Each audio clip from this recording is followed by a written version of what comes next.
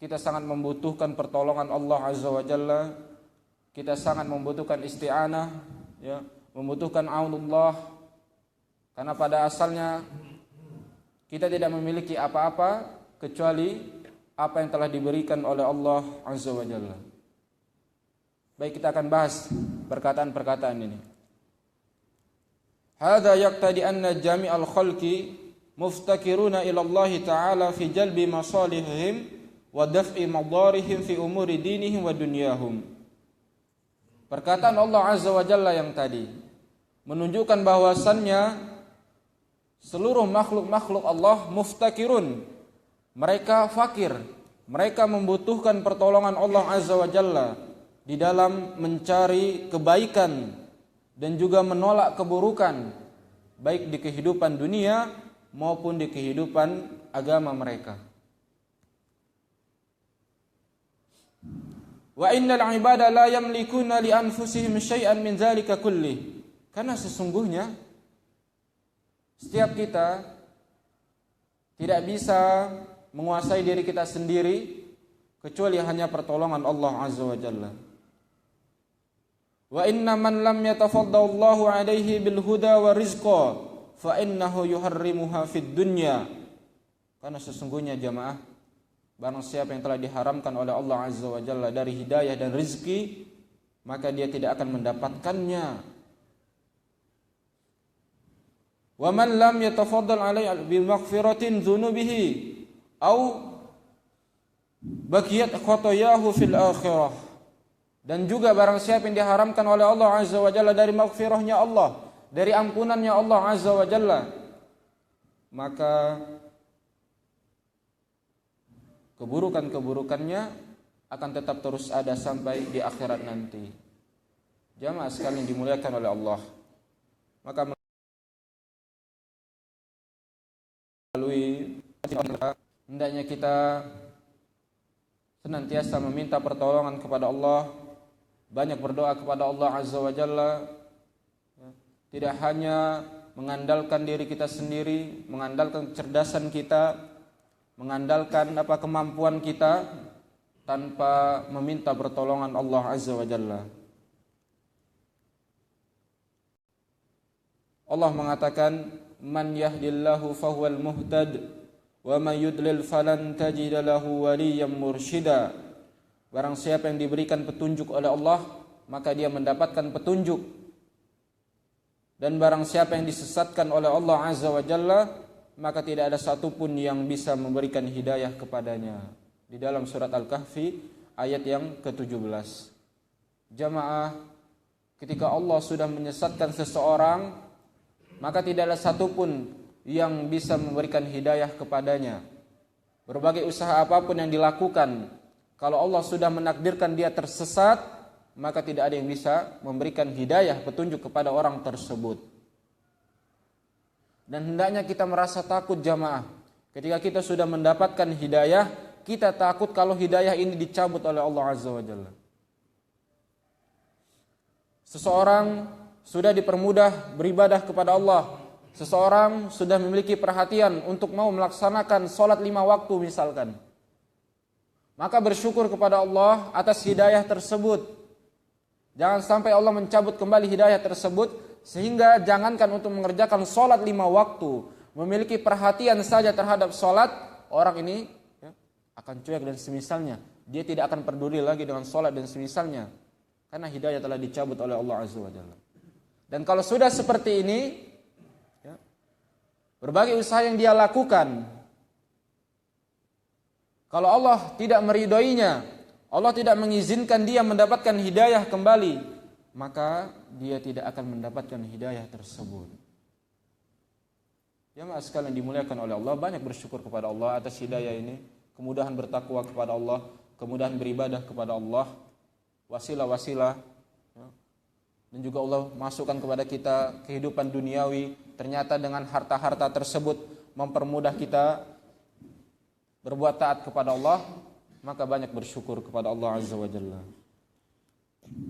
Innallaha huwar razzaq dzul quwwatil matin. Sesungguhnya Allah lah zat yang maha memberikan rezeki, yang memiliki tali yang kuat, dzul quwwatil matin. Wa ma min dabatin fil ardi illa 'ala Allahi rizquha, dan tidaklah hewan-hewan yang ada di atas muka bumi ini illa 'ala Allahi rizquha, kecuali rezekinya di sisi Allah Azza wa Jalla.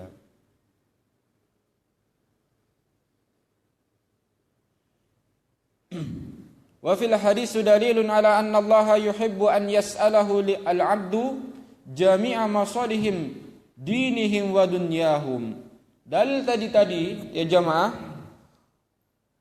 hadis-hadis tadi menunjukkan bahwasannya Allah sangat menyukai ketika hambanya meminta kepada Allah Azza wa Jalla.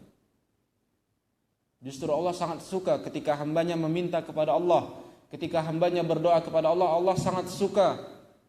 Bahkan Allah mengatakan, ya, yang ini at'amtukum fastaksuni aksukum, mintalah petunjuk kepadaku, mintalah makanan kepadaku, mintalah pakaian kepadaku. Ini menunjukkan bahwasannya Allah sangat menyukai ketika hambanya berdoa kepada Allah. Karena jamaah yang namanya doa itu adalah meminta dengan menundukkan diri kita. Berarti kita merendahkan diri kita, berarti kita menunjukkan bahwasannya kita benar-benar membutuhkan Allah Azza wa Jalla. Dan tazallul, merendahkan diri, adalah suatu bentuk ibadah kepada Allah Azza wa Jalla. Dan Allah sangat tidak suka dengan hamba-hambanya yang sombong, yang dia jarang sekali berdoa kepada Allah, yang dia jarang sekali meminta pertolongan Allah. Bahkan ulama-ulama salaf di dalam perkara-perkara yang kecil mereka meminta pertolongan kepada Allah Azza wa Jalla. Liyas'al ahadukum, kata Nabi sallallahu alaihi wasallam, hadis yang diriwayatkan oleh Imam Tirmizi, liyas'al ahadukum hajatahu min rabbih hatta yas'alahu syish'a na'lihi idzan qata'a. Dan hendaknya setiap kalian meminta pertolongan kepada Allah Azza wa Jalla di dalam memenuhi keperluan-keperluannya, sampai-sampai dia tetap meminta kepada Allah di permasalahan tali sendalnya yang putus. Ini menunjukkan bahwasannya jamaah sekalian, kita janganlah memiliki sikap kibar, sombong dan semisalnya. Tetap meminta kepada Allah, berdoa kepada Allah ketika kita memiliki suatu urusan dan kita yakin urusan ini bisa kita kerjakan, urusan ini bisa kita selesaikan. Namun jangan lupa sertakan permohonan kita kepada Allah Azza wa Jalla. Karena di dalamnya mengandung tadzallul, mengandung kerendahan diri, dan itu sangat dicintai oleh Allah Azza wa Jalla.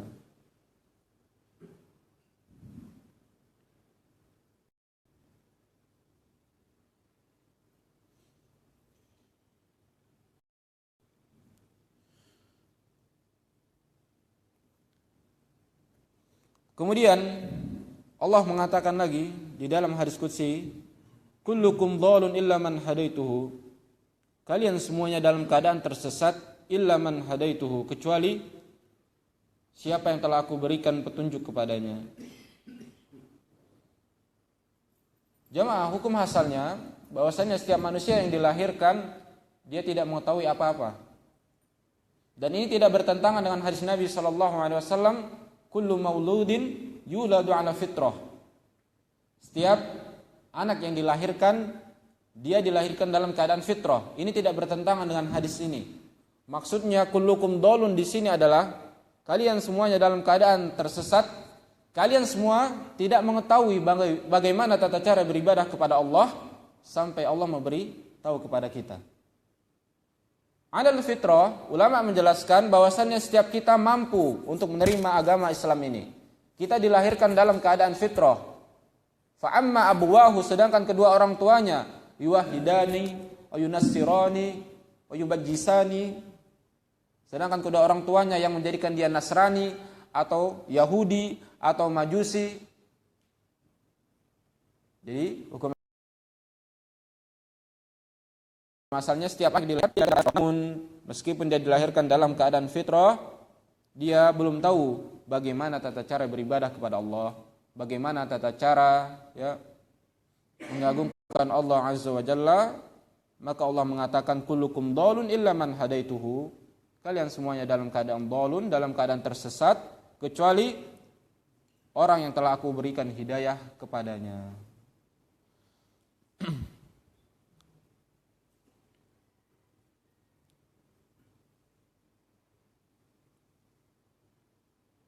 Karena jamaah, yang namanya hidayah itu, ulama menjelaskan ada 4. Yang pertama adalah hidayatul am, hidayah umum. Hidayah ini diberikan oleh Allah Azza wa Jalla kepada semua makhluknya, baik yang muslim ataupun yang kafir. Bahkan hewan-hewan, tumbuhan diberikan hidayah oleh Allah Azza wa Jalla. Hidayah am ini lebih khusus bagaimana tata cara mereka bertahan hidup, bagaimana cara mereka makan, bagaimana cara mereka beradaptasi dan semisalnya, ya. Misalkan seorang bayi yang dia tidak tahu bagaimana meminta makanan kepada ibunya, Allah berikan hidayah kepada bayi tersebut, misalkan dengan tangisan dan semisalnya. Ini masuk ke dalam hidayatul am, hidayah umum. Jadi hidayah ini diberikan kepada kaum mukminin dan juga kaum kufar, bahkan hewan dan tumbuhan. Kemudian yang kedua adalah hidayatul irsyad wal bayan. Hidayah ini diberikan oleh Allah Azza wa Jalla kepada orang-orang yang Allah kehendaki, yaitu berupa menunjukkan mana jalan kebenaran dan mana jalan keburukan, hidayatul irsyad wal bayan. Sebagai contoh, ada seseorang yang dia diberikan petunjuk oleh Allah untuk mengenal mana kebaikan, mana keburukan. Ini Islam, ini bukan jalan Islam, ini kebaikan, ini bukan jalan kebaikan. Allah berikan petunjuk kepadanya, Allah berikan hidayah kepadanya. Dan ini diberikan oleh Allah Azza wa Jalla kepada siapa saja yang Allah kehendaki. Karena buktinya jamaah masih saja ada seseorang yang dia tidak bisa membedakan mana yang buruk, mana yang baik, mana jalan Islam, mana bukan jalan Islam. Itulah yang dinamakan hidayatul irsyad wal bayan. Kemudian yang ketiga adalah hidayatut taufik was sadat. Hidayah taufik dari Allah Azza wa Jalla ketika dia sudah mengetahui mana jalan kebaikan, mana jalan keburukan, dia diberikan hidayah untuk bisa mengamalkan yang baik dan meninggalkan yang buruk. Ini namanya hidayatut taufik. Adanya pertolongan dari Allah. Dan para ulama menjelaskan salah satu makna dari ihdinas siratal mustaqim, tunjukkan kepada kami siratal mustaqim, jalan yang lurus, bukan bermakna bahwasannya kaum muslimin masih berada di dalam kesesatan. Sehingga ada subhat mengatakan kaum muslimin itu masih ragu-ragu. Buktinya mereka setiap kali sholat mengatakan ihdinas siratal mustaqim, tunjukkan kami jalan yang lurus. Berarti mereka selama ini masih di dalam kesesatan, sehingga mereka meminta jalan yang lurus. Namun ulama menjelaskan, ulama tafsir menjelaskan ihdinas siratal mustaqim di sini adalah at-taufik, at-taufik jamaah, hidayatut taufik. Kita meminta kepada Allah agar diberikan keistiqomahan untuk terus berbuat kebaikan kepada Allah. Diberikan kemudahan, diberikan keistiqomahan untuk terus beribadah kepada Allah Azza wa Jalla. Itulah yang dinamakan hidayatut taufik. Dan yang terakhir, yang keempat adalah hidayatu li ahlil jannah lidukhuliha. Hidayah yang diberikan kepada penghuni-penghuni surga yang akan memasuki surganya Allah Azza wa Jalla. Diberikan petunjuk oleh Allah Azza wa Jalla. Jadi benar yang disampaikan oleh Allah Azza wa Jalla, kullukum dhalun, kalian semua dalam keadaan tersesat kecuali orang-orang yang telah aku berikan hidayah kepadanya. Bahkan seseorang yang sudah mendapatkan di hidayatul irsyad wal bayan, dia sudah mengetahui mana yang baik dan mana yang buruk, namun belum diberikan taufik, dia tidak mampu untuk mengerjakan kebaikan. Sudah ada di depan matanya, sudah tahu hadisnya, sudah tahu dalil-dalilnya, ini benar. Ini ada suatu amalan, benar-benar ada contohnya dari Nabi SAW. Tapi masih ada yang menghalanginya untuk mengamalkan amalan tersebut. Apakah itu egonya, perasaan tidak enak dan semisalnya. Oleh karena itu, mintalah hidayah kepada Allah agar kebaikan yang kita ketahui ini tidak menjadi bumerang buat kita nanti di hadapan Allah. Fulan, mengapa engkau tidak mengamalkan suatu kebaikan sedangkan engkau mengetahuinya?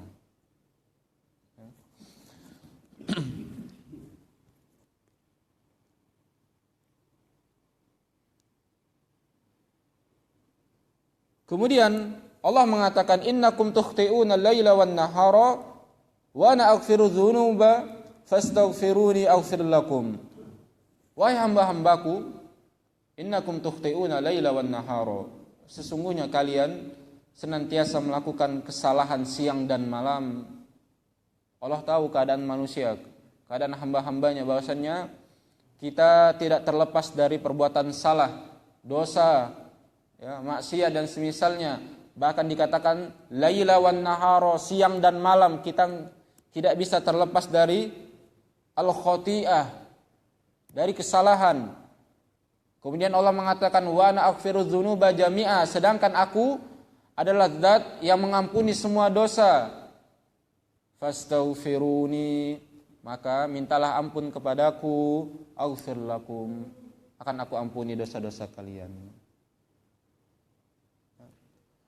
Jamaah sekalian dimuliakan oleh Allah Azza wa Jalla, Rasulullah mengatakan, hadis yang diriwayatkan oleh Imam Bukhari, wallahi la astaghfirullah wa atubu ilaih fil yaumi 70 marrah. Demi Allah, aku beristighfar kepada Allah dan bertaubat kepada Allah di dalam satu hari sebanyak 70 kali. 70 marrah.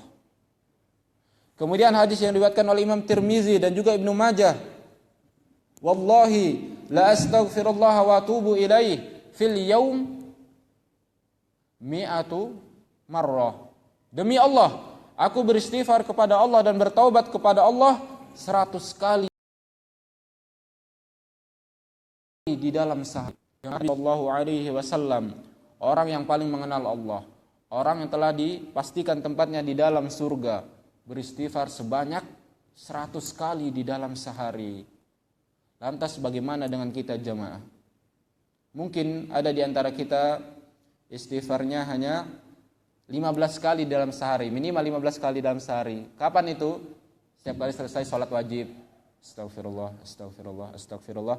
Zuhur 3 kali, asar 3 kali, maghrib 3 kali, isya 3 kali, subuh 3 kali, 15 kali dalam sehari. Alhamdulillah masih istighfar. Namun ada, ya, mungkin ada juga di antara kita setelah sholat tidak beristighfar langsung, ya, meninggalkan tempat duduknya atau meninggalkan masjid dan semisalnya, tidak beristighfar kepada Allah, disibukkan dengan dunia. Maka alangkah sombongnya orang seperti ini.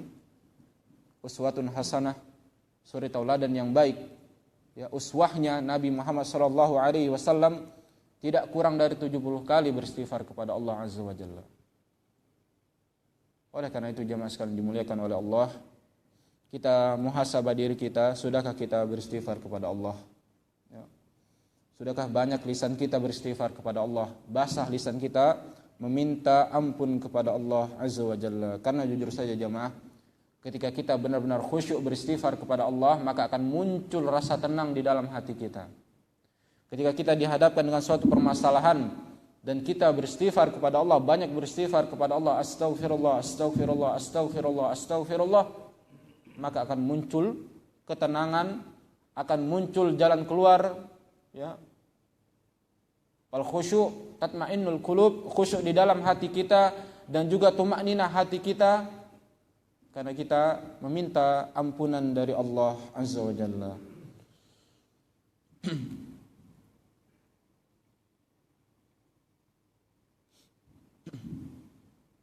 Kullu bani Adam khata' wa khairul khata'in at-tawwabun. Hadis yang diriwayatkan oleh Ibnu Majah. Setiap anak Adam melakukan kesalahan. Setiap kita jamaah, ya, tidak bebas dari yang namanya dosa. Kita yakin itu. Namun wa khairul khata'in at-tawwabun, sebaik-baik orang yang jatuh di dalam kesalahan, orang yang berbuat dosa adalah orang yang segera bertaubat kepada Allah Azza wa Jalla, at-tawwabun, segera meminta ampunan dari Allah Azza wa Jalla. Karena ada hadis yang diriwayatkan oleh Al-Imam Bukhari, ya, anna 'abdan aznaba dzanban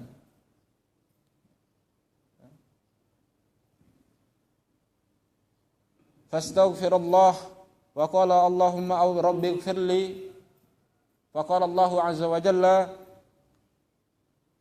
alim 'abdi anna lahu rabban yaghfiru jami'a dzunub, ya, qad ghafartu 'abdi.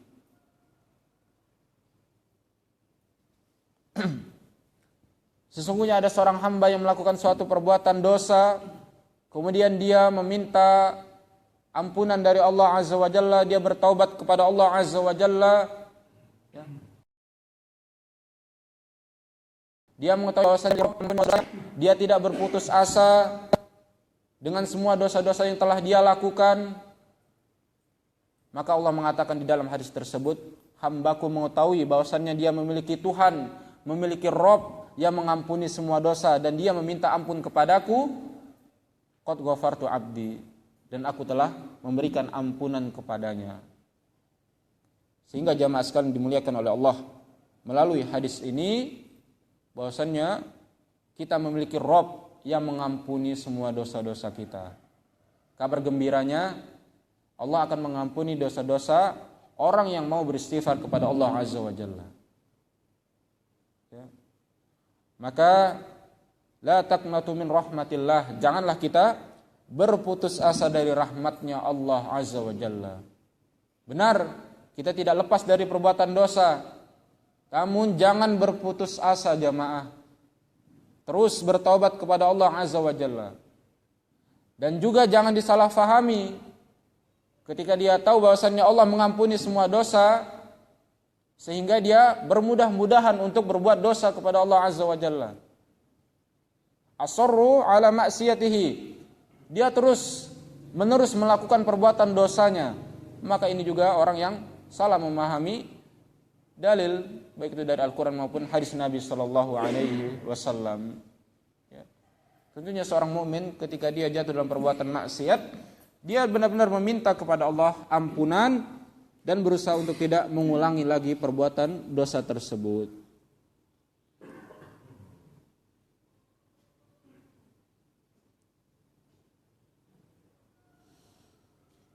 Kemudian Allah mengatakan, ya ibadi innakum lan tablughu durri fatadurruni wa lan tablughu naf'i fatanfa'uni. Wahai hamba-hambaku, kalian tidak bisa mendatangkan kemudaratan kepadaku dan membahayakanku. Walan tablughu naf'i, dan juga tidak bisa mendatangkan manfaat kepadaku sehingga memberikan manfaat kepadaku. Hadis ini menunjukkan bahwasannya semua hamba, meskipun dimulai dari Nabi Adam sampai manusia yang terakhir di muka bumi ini berkumpul untuk memberikan manfaat kepada Allah Azza wa Jalla, itu semua tidak akan memberikan manfaat sama sekali kepada Allah. Seluruh makhluk ini beribadah kepada Allah, seluruh makhluk ini berbuat taat kepada Allah, itu sama sekali tidak akan memberikan manfaat kepada Allah Azza wa Jalla. Karena pada asalnya itu akan kembali lagi kepada hamba-hambanya. Ketika dia berbuat taat kepada Allah, kebaikan yang akan dia dapatkan, ya, tidak memberikan kebaikan atau menambah kekuasaan Allah, menambah kerajaan Allah dan semisalnya. Dan sebaliknya, lan tablughu durri fatadurruni, dan juga meskipun seluruh manusia berkumpul dari zaman Nabi Adam sampai hari kiamat, mereka ingin memberikan mudarat kepada Allah Azza wa Jalla, maka itu semua tidak akan mampu memberikan mudarat kepada Allah Azza wa Jalla, tidak akan mengusik kepada, sehingga kita tidak bisa memberikan manfaat atau memberikan mudarat kepada Rabb kita yang telah menciptakan kita semua jamaah. Sehingga mungkin kita pernah mendengar ada pemahaman, ya, ada seseorang itu yang dia meninggalkan ibadah dan beralasan, ya, agar Allah rugi misalkan, ya, agar orang ini memberikan mudarat kepada Allah Azza wa Jalla. Maka ini tentu suatu pemahaman yang salah, ya, karena Allah sama sekali tidak akan mendapatkan manfaat atau keburukan dari hamba-hambanya. Wala yahzunka alladzina yusari'una fil kufri innahum lan yadurrullaha syai'a. Janganlah kamu bersedih dari orang-orang yang mereka bermudah-mudahan melakukan kekufuran. Innahum lan yadurrullaha syai'an. Sesungguhnya mereka tidak bisa membahayakan Allah dengan apapun. Dan juga Nabi Musa mengatakan, wa qala Musa in takfuru antum wa man fil ardi jami'an fa innallaha laghaniyyun hamid. Musa berkata, seandainya kalian berbuat kufur, kalian dan juga semua orang yang ada di atas muka bumi ini, fa innallaha laghaniyyun hamid, maka ketahuilah sesungguhnya Allah Maha Kaya dan Maha Terpuji. Hadis ini menunjukkan bahwasannya meskipun seluruh manusia kafir melakukan perbuatan kufur, itu tidak akan berpengaruh dengan kekuasaan Allah Azza wa Jalla. Annahu ta'ala yuhibbu min ibadihi an yattaquh wa yuti'uh. Justru makna dari dalil-dalil ini bahwasannya Allah sangat menyukai hamba-hambanya untuk bertakwa kepada Allah dan taat kepada Allah Azza wa Jalla. Kama annahu yakrah minhum an ya'suh. Sebagaimana Allah sangat tidak suka ketika hambanya berbuat maksiat kepada Allah Azza wa Jalla. Bahkan disampaikan suatu hadis bahwasannya Allah itu Maha Pencemburu. Allah itu cemburu ketika melihat hambanya berbuat maksiat kepada Allah Azza wa Jalla. Ya. Jadi bukan bermakna bahwasannya Allah akan rugi kalau kita berbuat maksiat. Allah akan rugi ketika kita berbuat dosa, tidak. Atau Allah akan untung ketika kita melakukan sholat 5 waktu dan semisalnya. Maka sama sekali ini tidak akan berpengaruh dengan kekuasaan, kemuliaan, keagungan Allah Azza wa Jalla. Kemudian jamaah sekalian dimuliakan oleh Allah Azza wa Jalla, ya ibadi law anna awwalakum wa akhirakum wa insakum wa jinnakum kanu ala atqa qalbi rajulin wahidin minkum. Wahai hamba-hambaku, kalau seandainya awwalakum, orang-orang, ya, dari awal Nabi Adam wa akhirakum sampai hari kiamat nanti, baik itu dari golongan manusia ataupun golongan jin, mereka semua memiliki hati yang bertakwa, mazada zalika fi mulki syai'an, hal tersebut tidaklah menambah sesuatu pun atas kerajaanku. Mazada zalika fi mulki syai'an. Jadi jamaah sekalian, meskipun kita semuanya bertakwa mulai dari zamannya Nabi Adam sampai hari nanti, itu semua tidak akan menambah sedikit pun kekuasaan Allah Azza wa Jalla.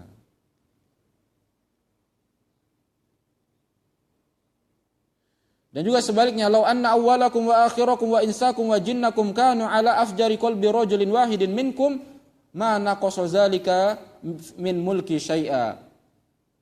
Dan kalau seandainya semua kalian, ya, min awwalukum, dari orang yang pertama, yaitu dari zamannya Nabi Adam sampai hari kiamat, mereka memiliki hati yang seperti afjari qalbi rajulin. Mereka memiliki hati maksiat, bermaksiat kepada Allah Azza wa Jalla. Ma naqasa zalika min mulki syai'a, itu sama sekali tidak akan mengurangi kekuasaan Allah Azza wa Jalla. Ya. Oleh karena itu, kesimpulannya jamaah, apapun amalan yang kita lakukan, apapun, ya, perbuatan yang kita lakukan, itu semua akan kembali kepada kita masing-masing. Ketika berbuat taat, berarti dia menyelamatkan dirinya. Ketika dia berbuat maksiat, berarti dia mencelakai dirinya sendiri. Ya.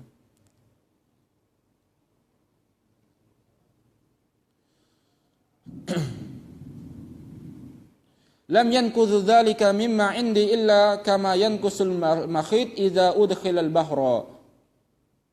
Kemudian Allah melanjutkan di dalam hadisnya, kalau seandainya seluruh kalian berkumpul di suatu tempat, kemudian setiap orang meminta hajatnya masing-masing, maka itu semua tidak akan mengurangi kekuasaan Allah Azza wa Jalla.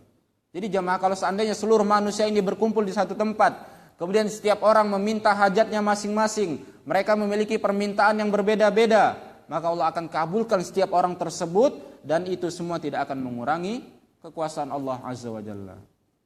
Itulah perbedaan khalik dan makhluk jamaah. Kalau kita meminta kepada makhluk, ya, ketika kita berkumpul, 5 orang aja berkumpul dengan seorang makhluk, kemudian setiap orang memiliki permintaan yang berbeda-beda, mereka memintanya satu waktu, ya, maka orang ini tidak akan mampu untuk membantu kelima orang ini, ya, memenuhi hajat kelima orang ini. Sedangkan Allah Azza wa Jalla, kita bayangkan seluruh manusia yang ada di dunia ini. Belum lagi hewan, tumbuhan yang meminta berdoa kepada Allah. Allah kabulkan setiap apa yang mereka minta. Ini menunjukkan bahwasannya Allah Maha Agung, Azizul Hakim, yang Maha Perkasa dan juga Maha Bijaksana. Ya. Oleh karena itu, banyaklah berdoa kepada Allah, banyak meminta kepada Allah Azza wa Jalla. Kemudian Allah melanjutkan, lam yankusu dzalika mimma indi illa kama yankusul makhit idza udkhilal bahra. Hal itu sama sekali tidak akan mengurangi kekuasaanku, sebagaimana kalau jarum dimasukkan ke dalam lautan, maka air laut tidak akan berkurang, jemaah. Ya, itu gambaran ibarat yang disampaikan oleh Allah Azza wa Jalla. Kemudian Allah mengatakan, ma indakum yanfat wa ma indallah bakin. Apa-apa yang ada di sisi kalian akan musnah, akan hilang. Ya. Wa ma indallahi bakin. Dan apa-apa yang bakin. Jadi sebanyak apapun doa yang kita lakukan, maka itu semua tidak akan mengurangi kekuasaan Allah Azza wa Jalla. Kemudian hadis ini ditutup dengan man wajada khairan falyahmadillah wa man wajada ghaira dzalik fala yalumanna illa nafsak. Barang siapa yang mendapatkan kebaikan, hendaknya dia bertahmid memuji Allah Azza wa Jalla.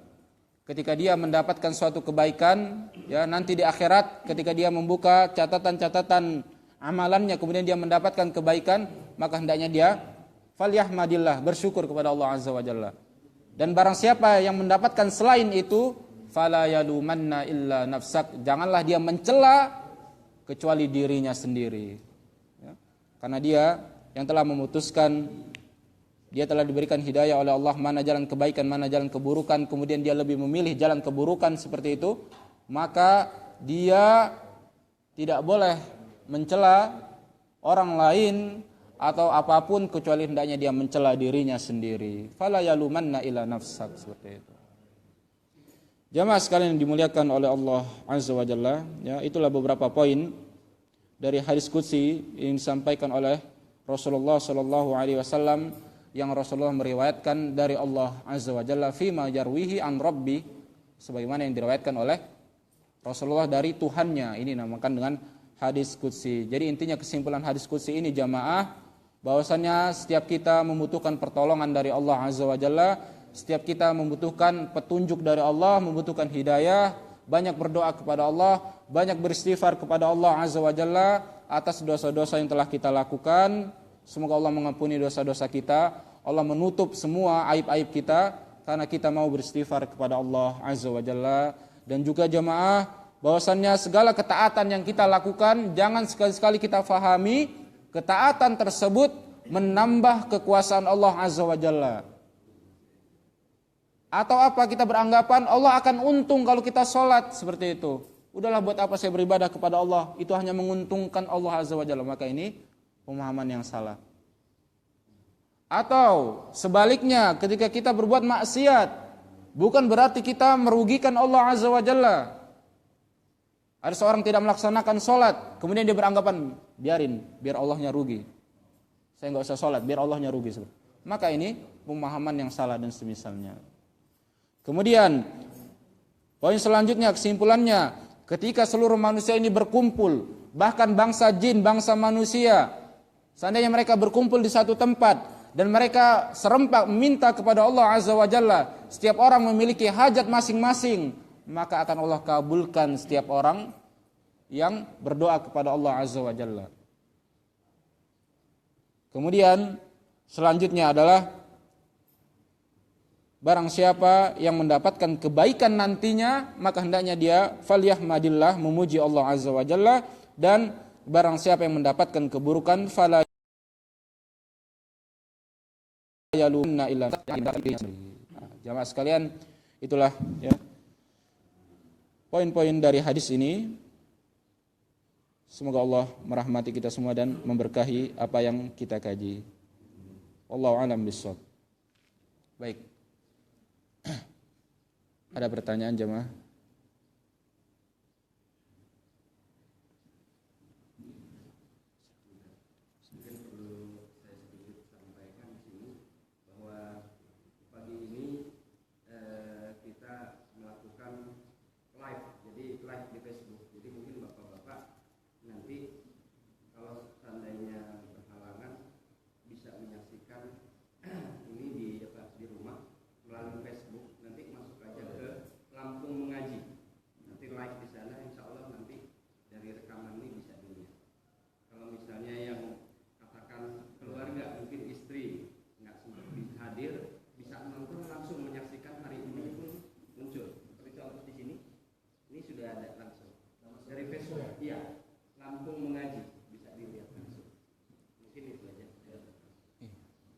jazakallahu khairan.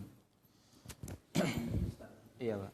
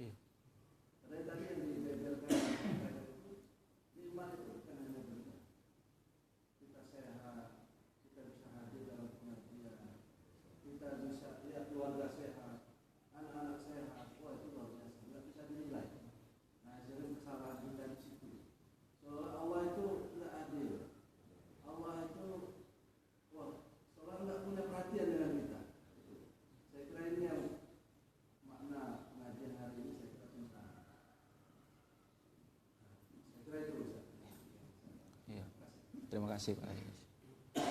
Iya jamaah sekalian, ya. Segala kenikmatan yang diberikan oleh Allah, ya maka kita harus syukuri, baik itu berupa harta yang nyata, ada buktinya harta benda seperti itu, dan juga nikmat Islam, keimanan, ihsan, ya, hidayah, kemudahan untuk berbuat taat kepada Allah. Banyak ya sekali contoh-contohnya. Kemudahan untuk melaksanakan kewajiban, bisa menunaikan kewajiban, ya. Ini berarti apa? Nikmat dari Allah Azza wa Jalla. Oleh karena itu banyak bersyukur kepada Allah Azza wa Jalla. La'allana min 'abdin syakur. Semoga kita dijadikan hamba yang bersyukur. Baik, ada yang lain jamaah?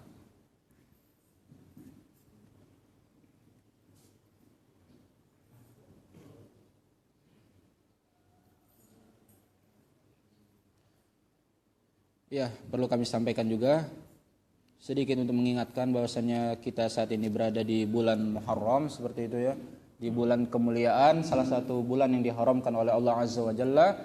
Ada bulan Dzulqa'dah, Dzulhijjah, Muharram sama bulan Rajab. Dan kita berada sekarang di bulan Muharram. Jamaah jangan lupa nanti kita ada puasa sunnah Asyura di tanggal 10 dari bulan Muharram. Kita berusaha mengamalkan puasa sunnah Asyura karena itu diamalkan oleh Nabi SAW, dan juga Rasulullah mengatakan afdhalus siyami ba'da Ramadan syahrul Muharram. Puasa sunnah yang paling afdal setelah puasa Ramadan adalah puasa sunnah di bulan Muharram. Di antaranya adalah puasa Asyura. Dan juga selain puasa di tanggal 10, kita disunnahkan untuk puasa di tanggal 9, Yaum Tasu'ah atau Siyamu Tasu'ah. Meskipun Nabi SAW belum mengamalkan puasa di tanggal 9 ini, karena Nabi SAW meninggal dahulu. Namun Rasulullah sudah berazam, fa in kana amul muqbil insyaallah sumna yaum tasi. Insyaallah di tahun depan ya, kita akan berpuasa juga di hari yang ke-9. Namun sayang qadarullah Rasulullah sudah diwafatkan oleh Allah Azza wa Jalla dan belum sempat mengerjakan puasa di tanggal 9. Namun ulama menjelaskan ini menunjukkan keinginan azam dari Rasulullah SAW bisa berpuasa di tanggal 9, dan juga tujuannya untuk menyelisihi puasanya orang-orang Yahudi dan Nasrani yang mereka berpuasa di tanggal 10 saja. Bahkan meskipun hadisnya dhaif, adanya juga puasa sunnah di tanggal 11 Muharram. Ya. Namun ulama menjelaskan hukum asalnya boleh seperti itu ya, karena ini semua bertujuan untuk menyelisihi orang Yahudi dan Nasrani, dan juga sebagai bentuk kehati-hatian kita agar bisa mendapatkan tanggal 10 Karena ya kemarin ada yang bertanya jamaah, adanya perbedaan tanggal 1 Muharram di tahun Masehi itu jatuh pada hari Kamis kalau tidak salah ya. Kemudian di tahun Hijriyah itu jatuh di hari Jumat. Beda 1 hari. Kemudian ada yang bertanya, lantas bagaimana kapan kita puasa Asyuranya? Oleh karena itu, jalan selamatnya kerjakan puasa di tanggal 9, di tanggal 10 dan di tanggal 11. Supaya tadi untuk bisa tepat dapat tanggal 10 tadi ya. Kalau hanya berpuasa di tanggal 10 takutnya ternyata itu bukan tanggal 10 tapi tanggal 11 seperti itu. Atau ternyata itu tanggal 9. Jadi ya untuk menjaga kita mengerjakan juga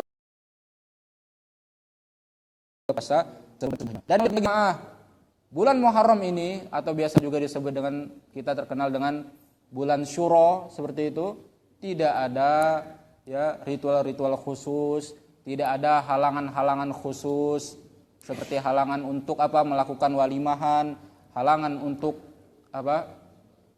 acara-acara seperti walimahan, pernikahan, khitan dan semisalnya, atau melangsungkan akad nikah dan semisalnya tidak diharamkan. Dan juga yang melakukan tidak akan mendapatkan musibah, bala dan semisalnya. Justru bulan Muharram ini bulan yang diagungkan oleh Allah Azza wa Jalla. Bukan bulan yang penuh dengan ketakutan, bulan yang penuh dengan klinik dan semisalnya. Ya, kita seorang muslim, seorang mukmin mengagungkan bulan Muharram sesuai dengan contoh Nabi sallallahu alaihi wasallam. Baik, itu yang bisa kita sampaikan pada kesempatan kali ini. Lebih dan kurangnya ya kami sadar banyak sekali kekurangan yang ada pada diri kami. Kami minta maaf kepada jamaah sekalian ya. Kepada Allah saya minta ampun. Astaghfirullah, astaghfirullah, astaghfirullah. Sallallahu ala nabiyina Muhammad wa ala alihi washabihi ajmain. Subhanakallahumma wa bihamdika asyhadu an la ilaha illa anta astaghfiruka wa atubu ilaik. Assalamualaikum warahmatullahi wabarakatuh.